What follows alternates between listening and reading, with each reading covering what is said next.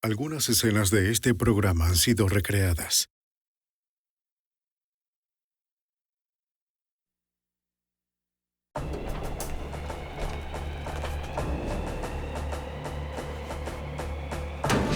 En Arizona, un cargamento de dinero desapareció en el desierto junto con los dos hombres contratados para protegerlo. El FBI no sabía si estaban implicados o fueron víctimas de una emboscada. Las respuestas estaban en algún lugar en el enorme y vasto territorio al norte de Arizona. Los agentes del FBI lucharon por unir todas las pistas dispersas para revelar la verdad. La evidencia se acumula, no hay sospechosos evidentes. El centro de comercio es bombardeado. Ted Kaczynski es arrestado.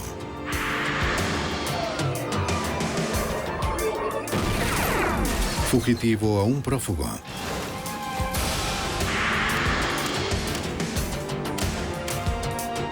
Los archivos del FBI. En Arizona, una furgoneta blindada cargada de efectivo no llegó a su destino. Las autoridades sospecharon que se trataba de un trabajo interno. Al recuperar el vehículo sin los conductores y el dinero, esas sospechas crecieron aún más. Son Jim Kallstrom, exdirector del FBI en Nueva York. Este crimen tan bien planeado requirió de dedicación extraordinaria para ser resuelto. El FBI sabía que el más mínimo detalle podía ser el éxito o la ruina del caso. Robo mortal.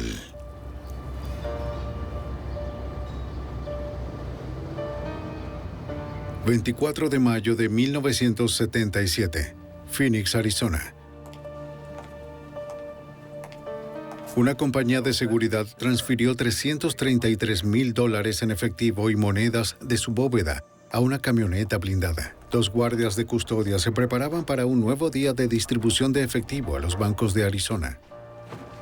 ¿Listos para irse? Tenemos un problema con esta puerta. Creo que debes darle un vistazo. Déjame ver. Un guardia descubrió un problema con la manilla de la puerta lateral de la camioneta. Lo reportaron a la compañía de mantenimiento del garaje antes de salir.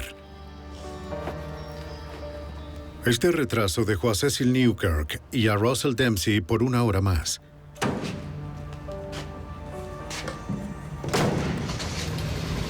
La ruta del día incluía paradas de Phoenix a 241 kilómetros al norte de Flagstaff.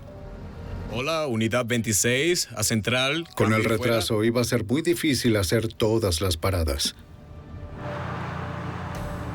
Los bancos esperaron por las entregas para poder dispensar efectivo a sus clientes.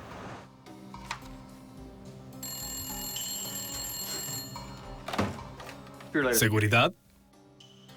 Para las 10:30 de la mañana, la compañía de seguridad recibió la llamada de un banco en la que se quejaban de no haber recibido la entrega. Así que lo mantendremos Al principio, el informado. operador pensó que haber salido tarde era la explicación. Pero durante toda la tarde, el operador no pudo comunicarse con los guardias. Central a mensajero 1. Dempsey, ¿estás ahí? Es la central, adelante. A las 4:30, la compañía contactó al FBI.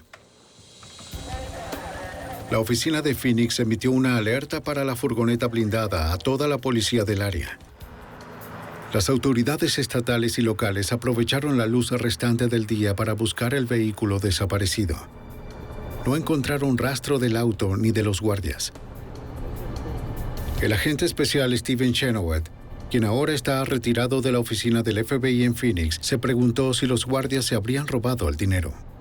Uno de los primeros pasos es investigar a los conductores para determinar si pudo haber o no la posibilidad de que estuvieran involucrados en lo sucedido. Los dos guardias desaparecidos estaban casados. Esa noche, un agente del FBI entrevistó a cada una de las esposas por separado. ¿O el dinero que está ganando? Confirmaron que ninguno de los dos tenía problemas financieros que les pudiera llevar a robar el dinero. No, siempre es igual. Esto no es solo sobre el dinero. Es cierto. ¿Y si esto Los oficiales de la compañía estaban de acuerdo. Ambos guardias habían prestado 20 años de servicio fiel. La ruta de la furgoneta desaparecida cubría una amplia área del estado. Las autoridades tenían cerca de 1.600 kilómetros cuadrados que revisar, y la mayor parte de ese terreno es desierto. Ambos están. Al día siguiente, los helicópteros del Departamento de Seguridad Pública de Arizona recorrieron la ruta programada. Volaron sobre la Interestatal 17 hacia el norte hasta Flagstaff, comprobando todas las salidas. Los pilotos divisaron la camioneta a 80 kilómetros al norte de Phoenix. Estaba abandonada a unos 400 metros de la Interestatal en una zona remota, cerca del pueblo de Bumblebee. ¿Qué sucede? Encontramos esta camioneta. Oficiales de seguridad pública de Arizona y agentes locales acordonaron la zona antes de la llegada del FBI. De acuerdo. Los agentes se acercaron con cautela a la furgoneta. No querían alterar las huellas alrededor del vehículo. Las puertas de la furgoneta estaban cerradas. Desde el exterior había poco que diera indicios de lo ocurrido.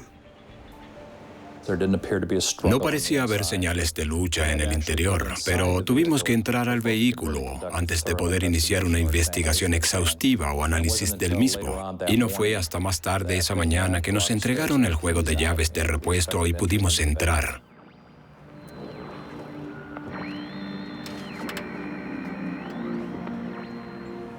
La radio continuaba encendida, aunque la central no había recibido ninguna llamada de ayuda. La sirena de la furgoneta no había sido activada. Una escopeta guardada para la defensa estaba intacta y el seguro aún estaba colocado. Los guardias no habían usado ninguno de sus recursos para indicar que había sido un robo. En la parte trasera, los agentes encontraron bolsas con varios miles de dólares en monedas, pero $293,000 en billetes estaban perdidos. Las salpicaduras de sangre en la alfombra y en las bolsas indicaban que alguien resultó herido. Ven aquí, mira esto. La mayor preocupación en ese momento, por supuesto, es la seguridad de los guardias. El dinero siempre puede ser reemplazado, pero no una vida. Así que nos preocupaba el destino de los guardias. Entre las huellas en el polvo, los investigadores notaron un conjunto diferente de huellas de neumáticos detrás de la furgoneta. Los técnicos capturan la evidencia de las impresiones de los neumáticos con fotografías y yeso. Los agentes concluyen que era improbable que los guardias hubieran sido atacados por una sola persona. La ubicación de la furgoneta, la condición de la misma y todo lo que encontramos en la escena nos indicó que se trataba de un crimen muy bien planeado y que probablemente lo habría cometido más de una persona.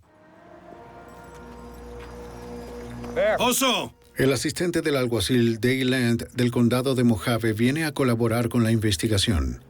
Como oficial de narcóticos, entrenado en la identificación de huellas del suelo, Land podría reconstruir los crímenes desde una pisada o huellas de vehículos. Fue uno de los 2 rastreadores para testificar en la corte de Arizona. Lo más importante era comprobar la zona para verificar que los guardias no habían sido llevados a algún lugar lejos de la furgoneta y que algo les había sucedido. Así que lo primero que hice fue una inspección por toda la escena, que incluía verificar la carretera más adelante.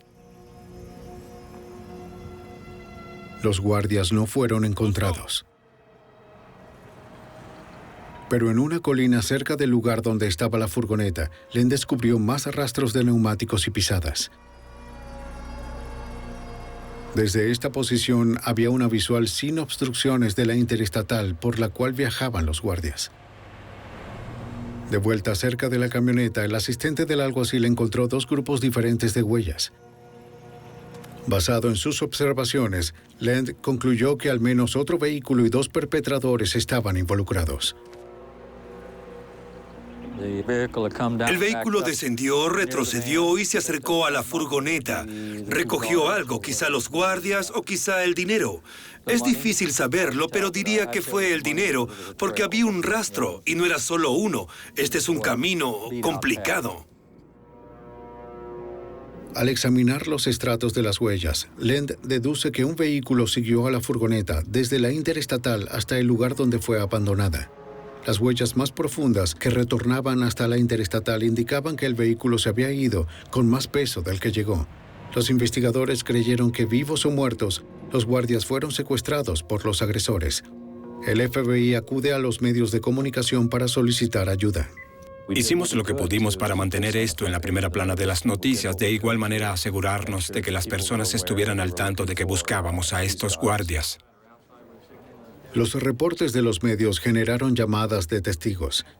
Varios conductores afirmaron haber visto la furgoneta estacionada en el lado norte de la Interestatal 17 en la mañana del 24 de mayo. Ya habían sido detenidos. Un testigo indicó ver a un oficial de seguridad pública del Departamento de Arizona caminando hacia el vehículo. ¿Lo viste lo suficientemente bien como para reconocerlo? Otros testigos tenían historias similares, pero con detalles diferentes. El fabricante y el color del auto del oficial variaban.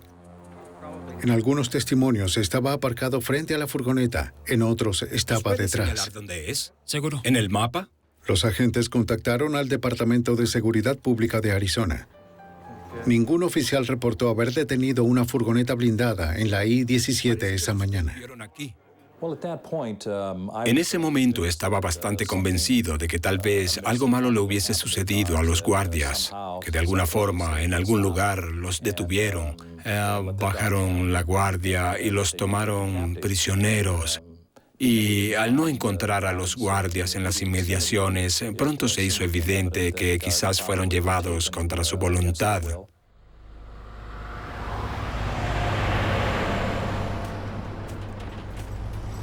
El FBI y el oficial Lend buscaron en la Interestatal 17 el lugar descrito por los testigos. El sabueso encontró el lugar donde se creyó que la furgoneta fue detenida.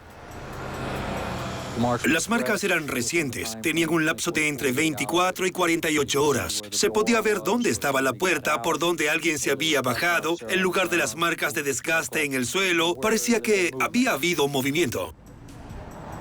Las hendiduras y marcas en la tierra indicaban que hubo una lucha cerca de la parte trasera de la furgoneta. Las huellas de neumáticos de un segundo auto en la interestatal coincidieron con las del área donde fue abandonado el otro vehículo.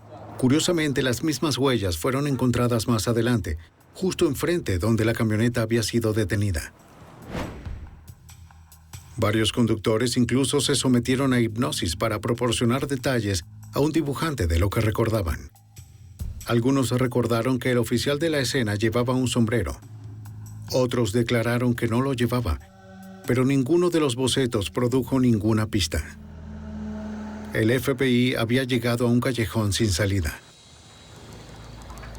Luego, en la mañana del 16 de junio de 1977, a 482 kilómetros al noroeste del lugar de la escena, dos hombres hicieron un terrible descubrimiento mientras pescaban en el lago Mill. Los hombres descubrieron a un cuerpo flotando en la bahía Debbie.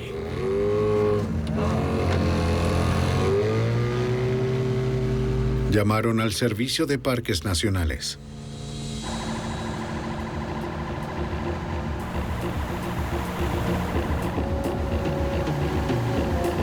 Los investigadores se dirigieron rápidamente al lugar donde el cuerpo fue visto.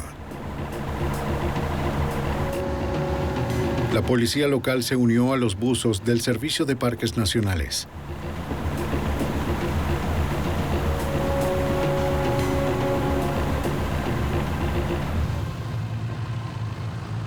Se detuvieron cerca del cadáver. El cuerpo tenía toda la ropa.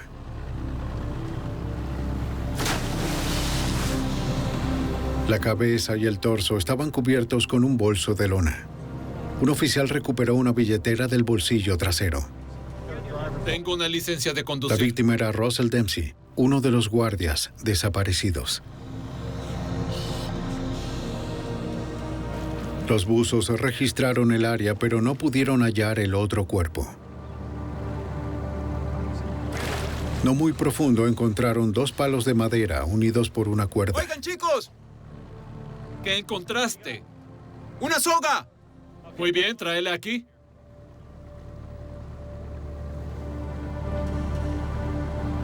Para los investigadores parecía ser un garrote utilizado para estrangular a alguien.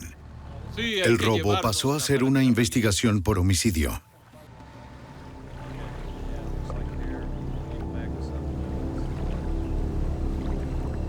Los investigadores aún no tenían nada que pudiera llevarlos a algún sospechoso. Solo sabían que un oficial de seguridad pública de Arizona o alguien vestido como uno podía estar involucrado. En la mañana del 16 de junio de 1977, los buzos del Servicio de Parques Nacionales de Arizona recuperaron un cadáver del lago Mead. Era uno de los 2 guardias del vehículo blindado que habían desaparecido el 24 de mayo junto con $293,000. El paradero del segundo guardia y el dinero aún eran desconocidos. El forense del condado determinó que el guardia encontrado en el lago había sufrido un ataque al corazón. También había sido estrangulado. Los investigadores creían que un garrote recuperado cerca del cuerpo había sido usado para asfixiarlo. Una hebra de cabello de la víctima se encontró enredada en el garrote, lo cual daba crédito a sus sospechas. Los agentes del FBI se trasladaron al lago Mead para interrogar a las personas que frecuentaban el área del complejo turístico. Lo más probable es que quienquiera que hubiera tirado el cuerpo usara un bote para llegar a aguas más profundas. Más de 20 agentes realizaron un sondeo en las tiendas alrededor del lago, de unos 400 kilómetros cuadrados. Nadie reportó ninguna actividad sospechosa, pero los agentes colectan los recibos de alquiler con la esperanza de dar con el nombre de un sospechoso para su referencia. El agente especial Laird Houston, ahora retirado de la agencia Kingman del FBI, se unió al caso. Buscó nombres en los recibos de cualquier lugar que un viajero podía visitar en la zona. No teníamos buenas pistas sobre quién habría cometido este crimen y nuestro agente asistente encargado en la oficina de Phoenix decidió que los agentes del FBI revisaran cada estación de servicio desde la zona, desde donde el auto blindado fue localizado hasta el lago Mead, donde el cuerpo había sido transportado. Eso era una distancia de más de 480 kilómetros. Teniendo en cuenta todas las rutas al lago, los agentes tenían cientos de estaciones de servicio que verificar. Laird inició sus investigaciones en la estación propiedad de un conocido llamado Stan. Le pregunté a Stan si había escuchado algo acerca del robo y me dijo, he esperado por alguien que viniera a hablar conmigo. Y luego me relató que el día después del robo, tuvo que llevar su grúa hasta el lago Mead y sacar una camioneta que se había quedado atascada. El 25 de mayo, Stan recibió una llamada de 2 hombres cuya camioneta estaba atascada en el lago en Bonnelly Landing. Los hombres le explicaron que se habían embriagado mientras pescaban y estacionaron su camioneta muy cerca del agua.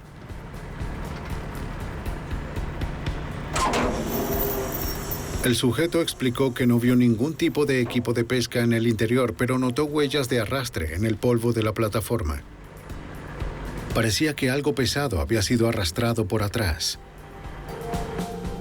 Muy bien. Stan llevó a los hombres a la estación de servicio. Aquí está el recibo. Hizo un recibo y les pidió firmarlo. De acuerdo, le traigo su cambio, pero debe firmar justo ahí. Los clientes dudaron antes de que uno decidiera firmar. El nombre que usó fue Mike Polland. El dueño de la estación creyó que sería capaz de identificar a los hombres si los veía de nuevo. Fue el hallazgo que los investigadores habían estado esperando. La facilidad para encontrarlo tomó por sorpresa al agente especial Histon. ¿Su nombre o el del compañero? ¿Sabe cuál era su nombre? En el primer lugar que investigo encuentro esta información. Me tomó totalmente desprevenido y me impactó. Y dije, vaya, eso es, por fin tenemos algo por dónde comenzar. Los agentes buscaron el nombre de Michael Pollan entre los miles de recibos de alquiler de botes recolectados en el lago Mead. Después de varias horas lo encontraron. Michael Pollan rentó un bote el día después del robo, señalando como destino Bonnelly Landing. Era el mismo lugar desde donde su camioneta había sido remolcada. Los agentes volvieron al lago Mead en busca de evidencia adicional entre Bonnelly Landing y la tienda de alquiler de botes en la orilla opuesta. Dentro de esa gran área de 7 kilómetros, los oficiales divisaron otro cadáver cubierto por un bolso flotando en la superficie. Era el segundo guardia desaparecido. Recibió fuertes golpes antes de ser ahogado. El forense encontró 2 bultos en su pecho que correspondían con las heridas provocadas por una pistola eléctrica. Los efectos personales del guardia fueron removidos, incluyendo un reloj de cuerda que se había detenido a las 10:37 de la noche del 26 de mayo. El equipo del agente especial Steven Chenoweth redobló la búsqueda de pistas en el lago Mead. Basados en el lugar donde se encontraron los cuerpos, las corrientes y la cantidad de tiempo que creemos que permanecieron en el agua, pudimos rastrearlo al lugar donde pensábamos que podían haberlos colocado, en el lago Mead. Esa zona estaba a solo 91 metros de la bahía de Bee, donde el cuerpo del primer guardia fue encontrado. Los buzos se enfocaron en un arrecife que bordeaba una zanja de 240 metros. Una búsqueda permitió encontrar un tercer bolso similar al que cubría los cuerpos. Lo enviaron al laboratorio del FBI para su análisis. Adentro, los agentes recuperaron una matrícula de Arizona parecida a las usadas por las patrullas del Departamento de Seguridad del Estado. También se encontraron 2 armas, pero no se pudieron tomar las huellas por la corrosión en ellas.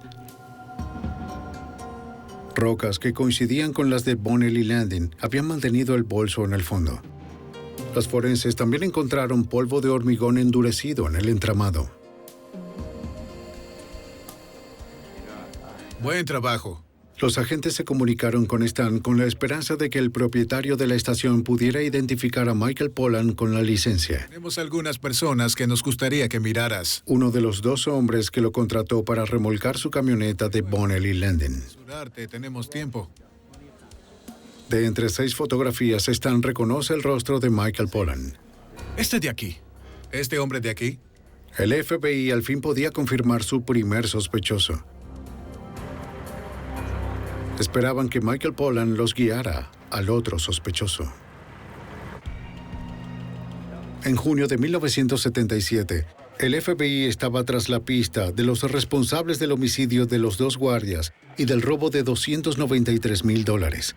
Las huellas de neumáticos en la escena del crimen sugirieron que al menos eran 2 los perpetradores involucrados. Los agentes creían que uno de ellos era Michael Pollan. Esperaban que al vigilarlo, él los guiara hasta el otro implicado. Aunque no parecía tener empleo, Pollan estaba gastando mucho dinero. Los agentes vieron una motocicleta nueva en la propiedad. Los agentes identificaron al hombre que visitaba con frecuencia a Michael como su hermano menor Patrick. Este acababa de comprar un auto nuevo. Iré a hacerles preguntas, ¿de acuerdo? Bien, tomaré algunas fotografías más. Cuando los hermanos entran en la casa, un agente se acerca al hijo adolescente de Michael y lo felicita por la nueva motocicleta. Sí, mi padre las compró. El chico le dice que su padre compró 2 hace poco y mucho más. Bien, que tengas un buen día. Gracias. Los agentes ampliaron la investigación para incluir a Patrick Pollan y solicitaron el historial financiero de ambos hermanos. Antes del robo a la furgoneta blindada, ambos tenían problemas económicos. Poco tiempo después, sus deudas fueron canceladas y compraron nuevos autos. El agente especial Steven Chenoweth comparó sus ingresos con sus nuevos hábitos de consumo. Tratamos de documentar tanto como pudimos sobre cuánto dinero gastaban y los medios que tenían para sustentarse. Ambas cosas no parecían concordar, y cuando eso sucede y se sabe que las personas tienen acceso a grandes cantidades de dinero sin una verdadera fuente de ingresos, es una pista muy buena para nosotros. Ellos lo usaron, se llevaron el auto. Los agentes entrevistaron al padre y fotografiaron su camioneta. El señor Poland admitió que sus hijos tomaron prestada la camioneta el día del robo. Señor Poland, disculpe. Sí, señor. ¿Puedo tomar una muestra? No hay problema. El padre mezcló concreto en la plataforma semanas antes del robo. Los agentes tomaron una muestra del polvo para procesarlo. Los forenses del FBI analizaron la muestra. Luego la compararon con el polvo dentro de las bolsas recuperadas en el lago Mead. Concluyeron que la sustancia en el interior provenía del mismo lote que el concreto encontrado en la camioneta. Me gustaría que los observe. Una vez más, el FBI le pide a Stan que observe una serie de fotografías. El dueño de la estación de servicio no pudo identificar a Patrick Poland como el acompañante de Michael. Se ve exactamente igual. Cuando la remolqué... Pero reconoció la camioneta de su padre como la que remolcó del lago. Esa es. ¿Estás seguro? Sí, estoy seguro. En la mañana del 27 de julio de 1977, los agentes llegaron a la casa de Michael Poland con una orden de registro. El chico diamante, Colin Schwartz. Colin Schwartz, en Las Vegas. Poland afirmó ser un vendedor de joyas independiente. Dijo que el día del robo estaba en Las Vegas comprando joyas. Estuve allí por 3 días. ¿Qué hiciste al volver? Los investigadores encontraron $12,000 en efectivo. Mira lo que tenemos aquí. Eso es mucho dinero. Sí. Declaró que era usado para su negocio de joyas. Los agentes confiscaron varios recibos. Uno de ellos era por un par de pistolas eléctricas de alto voltaje vendidas a un hombre llamado Mark Harris un mes antes del robo. ¿Reconoces a estas personas? No muy lejos de ahí, los agentes registraron la casa del hermano de Michael, Patrick Poland. Nunca lo he visto. El agente especial del FBI, Frank Maury, ahora retirado, le pregunta si él y su hermano Michael han estado en el lago Mead. Patrick contó una versión diferente a la de su hermano. Primero dijo que su hermano y él habían ido allá a pescar. Estaba muy nervioso, demasiado nervioso. Tuvo muchas dificultades para explicar varias cosas de su paradero, en particular el día del crimen y el día después. Continuemos con el interrogatorio. Mientras Patrick era entrevistado, recibió una llamada. 3 agentes acaban de venir a mi casa. Quieren saberlo todo. Era su hermano Michael. Sí, también están aquí. Le instó a no hablar con los investigadores. En la revisión de la casa de Patrick, encontraron un arsenal de armas y $16,000 en efectivo. El FBI rastreó y procesó los autos que los hermanos poseían antes del robo. Las marcas de los neumáticos no coincidieron con las encontradas en la escena del crimen. Los forenses no hallaron ninguna evidencia física que vinculara los autos con el suceso. Los agentes visitaron la tienda de armas donde las pistolas eléctricas fueron vendidas a Mark Harris antes del robo. El vendedor que las vendió solo pudo recordar que Harris era un hombre blanco de poco más de 20 años. Ya que el recibo fue encontrado en la casa de Michael Poland, presumen que quizás es un alias. Uno de los procedimientos que hace el FBI es tratar de eliminar otros sospechosos lógicos. E hicimos eso en este caso. El nombre Mark Harris, nombre bastante común, tuvimos que descartarlo porque no era otro más que el alias de Mike Poland. El agente especial Maury busca en los registros públicos a todos los Mark Harris con edades entre 25 y 40 años. De hecho, encontramos literalmente cientos de Mark Harris en registros vehiculares, registros de motocicleta, guías telefónicas y en cualquier caso, hasta visitamos sus casas. Los rastreamos e interrogamos y descubrimos que no tenían nada que ver con este crimen. Sin pruebas de que Mark Harris fuera un alias para Michael Pollan y ninguna evidencia que relacionara a los hermanos con los crímenes, los agentes no pudieron arrestarlos. Durante los próximos 10 meses, lo único que podían hacer era hacer seguimiento cuidadoso a todos sus movimientos. El agente especial Chenoweth hizo vigilancia en helicóptero. Queríamos saber todo lo que Michael y Patrick hacían, lo que habían hecho y lo que iban a hacer. Los investigadores siguieron llevando un registro sobre los hábitos de gasto de los hermanos. Vieron a los Pollan cerrar un trato en un centro de juegos. A pesar de las evidencias circunstanciales, los agentes no pudieron hacer un arresto. El FBI tenía que encontrar evidencia más fuerte para evitar que los hermanos quedaran impunes. ¿Cómo estás? En abril de 1978, el FBI sospechaba que Michael y Patrick Pollan asesinaron a 2 guardias y robaron casi $300,000. Después de 11 meses de investigación, los agentes no tenían pruebas suficientes para convencer a un jurado de emitir un veredicto. El agente especial del FBI, Frank Murray, buscó desesperadamente pruebas para fortalecer el caso.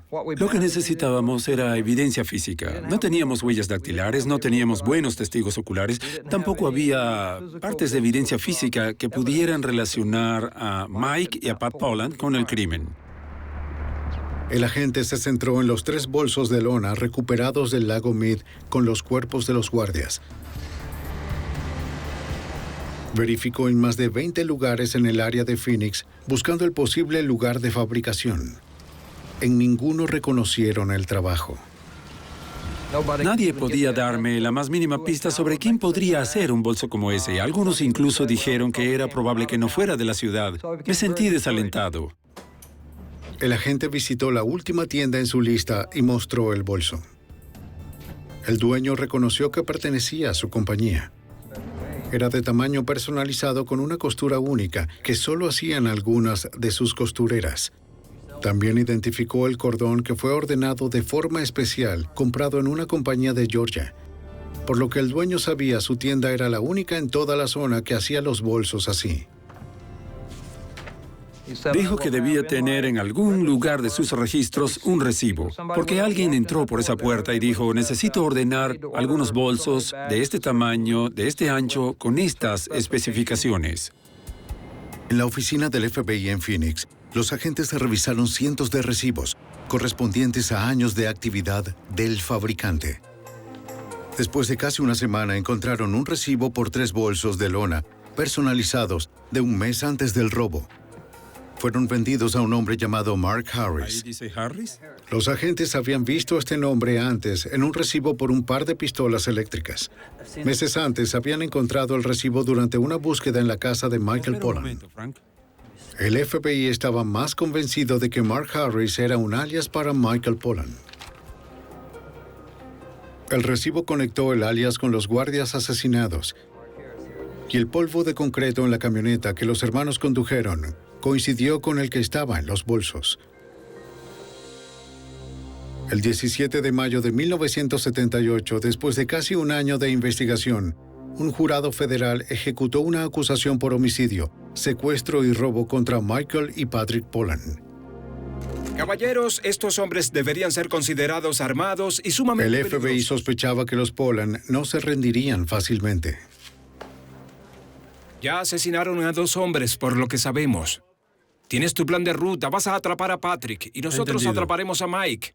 Revisen sus armas y revisen sus chalecos. El agente especial Stephen Chenoweth creyó que era posible un enfrentamiento armado. Teníamos que planear todo muy bien y ser muy cuidadosos. Los Pollan eran muy violentos, lo habían demostrado. Eran muy propensos a ser violentos. El destino de los guardias así lo demostró.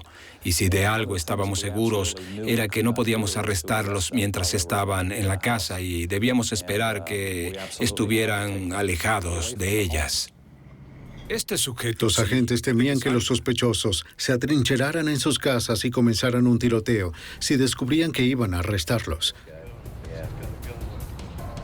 Los agentes esperaron que Patrick Pollan apareciera. Cuando por fin lo hizo, se dieron cuenta de que portaba un estuche para una pistola.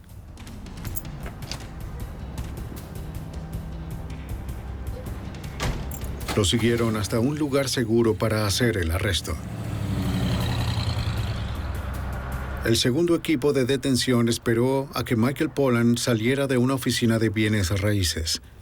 Una vez fuera del lugar, habría menos riesgo para los transeúntes si se presentaba un tiroteo.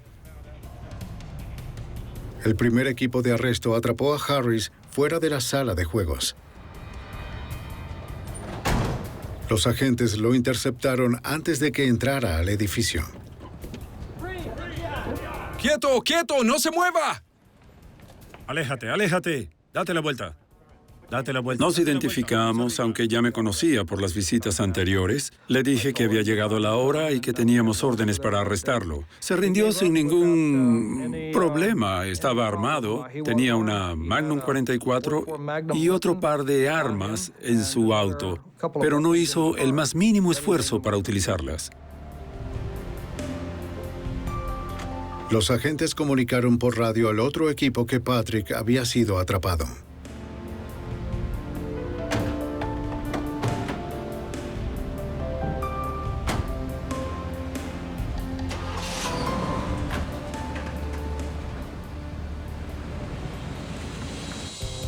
Michael Pollan había estado en la oficina de bienes raíces por casi 45 minutos.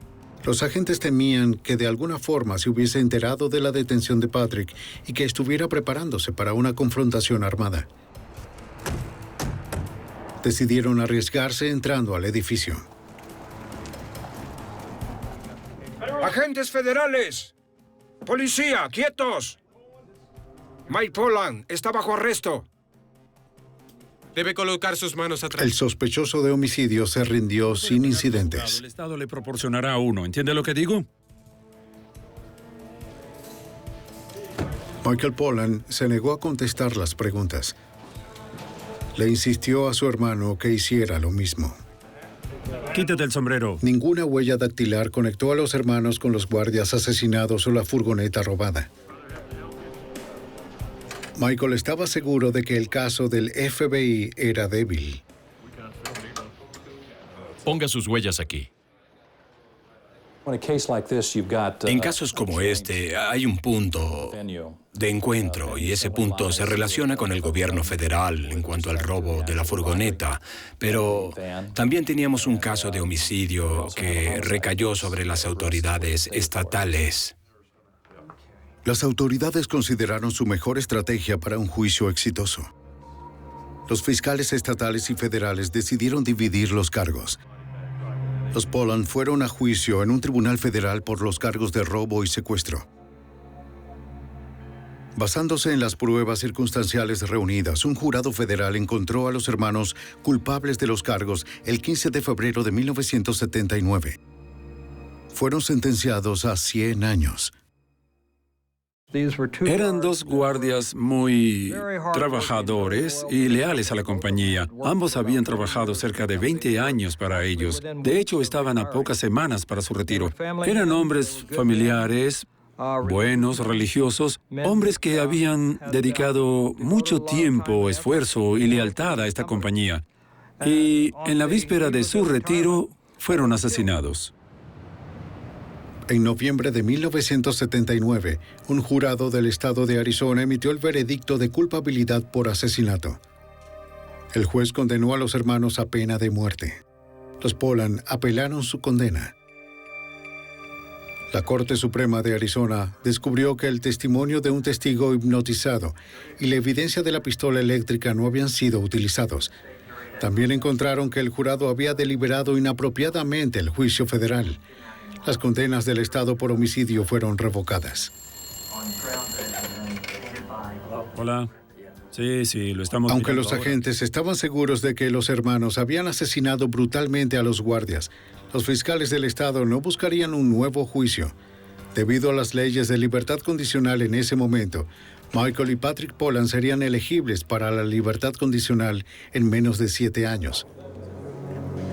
En 1982, un fiscal de Arizona se negó a procesar de nuevo a Michael y Patrick Pollan por asesinato. Pero decidimos no hacerlo porque con la exclusión del testimonio de los... Mencionó el costo, así como la dificultad de probar el caso con las pruebas que habían sido excluidas por el Tribunal Supremo de Arizona.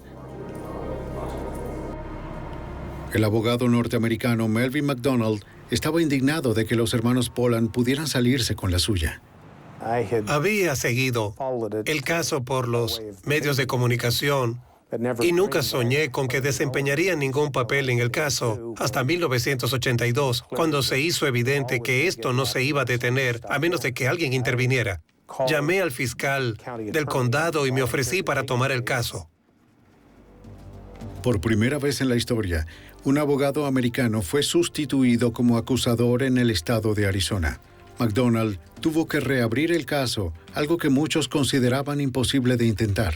Habían transcurrido 5 años entre el momento del crimen y el momento del juicio. Los testigos viajan alrededor de todo el país. Los recuerdos se comienzan a desvanecer y tienes que recrear y presentar un crimen como si hubiese sucedido hace un mes, cuando te enfrentas al problema de que en realidad todo esto pasó hace 5 años. El fiscal quería establecer la hora exacta en la que las víctimas fueron arrojadas al lago Mead y demostrar que era la misma hora en que los Pollan estaban en el lugar, así que no quedaría duda de que los Pollan eran los responsables. Uno de los problemas con el hallazgo de los guardias fue que sus cuerpos no los recuperaron sino hasta 6 semanas después. Sabíamos que la defensa argumentaría que podían haber sido arrojados ahí en cualquier momento. Trabajando con el FBI, el fiscal encontró una parte de la evidencia que se había pasado por alto en los juicios anteriores: el reloj de cuerda del segundo guardia. Los forenses determinaron que el reloj se detuvo a las 10:37 el 26 de mayo. ¿Saben qué? Lo usaremos como evidencia. Ese reloj en particular deja de funcionar 12 horas después de inactividad, lo que significa que el reloj del guardia se habría detenido 12 horas después de que su brazo llegó al fondo del lago Mead. De hecho, teníamos expertos en relojes que lo revisaron para determinar que no se había detenido por causa del agua, que no había agua dentro de las partes del reloj que controlaban su operación. Literalmente, fuimos hasta Suiza buscando expertos que nos explicaran cuánto tiempo tomaría para un reloj que no había sido limpiado en 5 años para dañarse. Entrégalo al jurado. Los expertos forenses usaron esta información para determinar con exactitud cuándo habían sido arrojados los cuerpos al agua.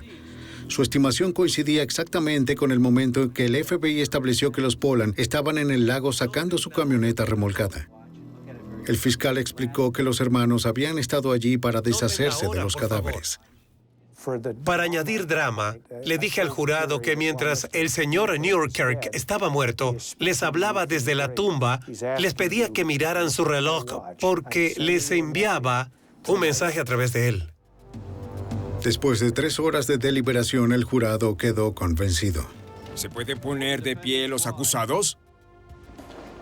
El 18 de noviembre de 1982, encontraron a Michael y Patrick Pollan culpables de homicidio. El juez restableció la pena de muerte. Una vez más, los acusados apelan la sentencia. Fue uno de los casos peculiares en los que interviene la Corte Suprema de los Estados Unidos. Y los Estados Unidos, a través de una nota pública en un tribunal dividido, reafirmó la condena y también las sentencias.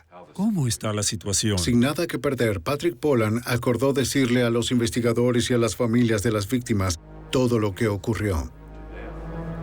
En 1987 confesó ante el agente especial del FBI, Frank Maury. De hecho, habían pasado casi un año siguiendo la camioneta. Conocían su ruta. En esas mañanas que fueron a Prescott y entregaron el dinero a los bancos, sabían la ruta exacta, conocían las paradas que hacían, las veces que hacían las entregas. Tenían cada detalle. Los Polan no utilizaron ninguno de sus autos en el robo. Rentaron uno con efectivo, algo que el FBI no podía rastrear. Nunca pensamos que era un auto de alquiler, y cuando este fue devuelto fue para cuando se dieron cuenta de lo que estaba pasando, y había sido alquilado tal vez 200 veces. Desde entonces, nunca pudimos realmente tener la certeza del auto que había sido usado en el caso. ¿Está bien? Los hermanos colocaron una barra de luces y una matrícula parecida a las usadas por el Departamento de Seguridad Pública de Arizona. Baterías listas para el CB. Eso creo. Alistaron las herramientas necesarias para el robo. Un par de repuesto. Bien. ¿Tienes suficiente munición? Sí. Los Polan esperaron por más de una hora. La furgoneta se retrasó inesperadamente. Por fin avistaron a su presa.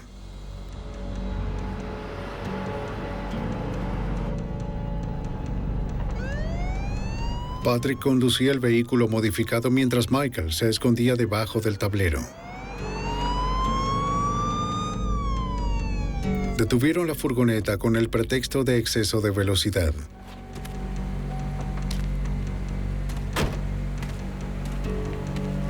Las políticas de la compañía insisten en que los guardias nunca deben abrir las puertas de la furgoneta a nadie, incluso si la policía los detiene.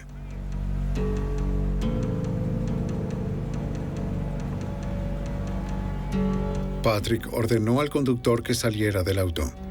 Al no seguir el procedimiento, el conductor y su compañero quedaron indefensos. ¡No se muevan! ¡No se muevan! ¡Abran la puerta! Los Polan pusieron a los guardias en la parte trasera. Michael iba a conducir la camioneta mientras Patrick iba en el otro auto. Pero cuando se fue, la furgoneta no lo siguió. Esto explicaba las huellas encontradas enfrente de donde la furgoneta fue detenida.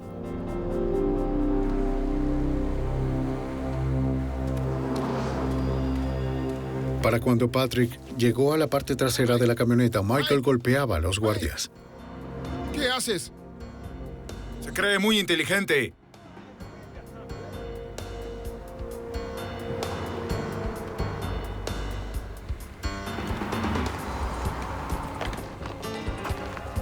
Aturdieron a los guardias con pistolas eléctricas. Dispara.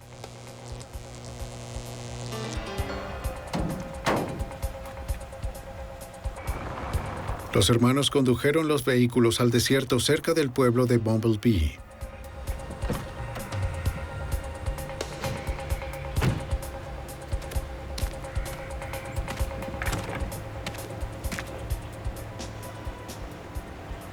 Pat.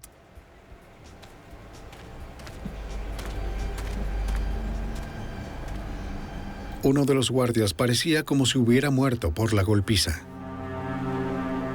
¿Lo mataste? Michael decidió que el otro tendría que morir también. Tenía un garrote improvisado en el bolsillo, una cuerda atada a 2 pedazos de madera. Y algo que descubrimos, por supuesto, es que Mike era obviamente el planificador, el instigador y el ejecutor en todo lo relacionado con el crimen, y que él fue quien asesinó a los 2 guardias. Pat, por supuesto, lo ayudó debido a la insistencia de Mike, pero fue Mike quien puso la soga alrededor de su cuello y los estranguló. Fui por detrás. Patrick afirmó que Michael había enterrado la mayor parte del dinero en el desierto. Al menos uno de los familiares de los Polan sabía dónde estaba. Por cooperar, las autoridades no lo procesaron por su participación. El dinero se había deteriorado por los elementos con el paso de los años. La confesión de Patrick dio el cierre al caso. Tuve mucho tiempo para pensar en eso. Lo sabíamos casi todo. Nos sentimos mejor, por supuesto, cuando la persona realmente lo admite, porque siempre hay espacio para la duda hasta que consigues una confesión desde el corazón y desde la boca del perpetrador. La corte rechazó todas las apelaciones para los Polan.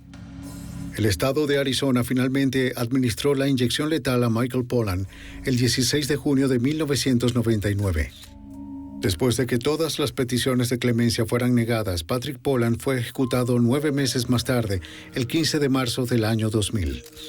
A diferencia de su hermano mayor, Patrick usó sus últimos momentos para expresar su pesar por el dolor y el sufrimiento que había causado.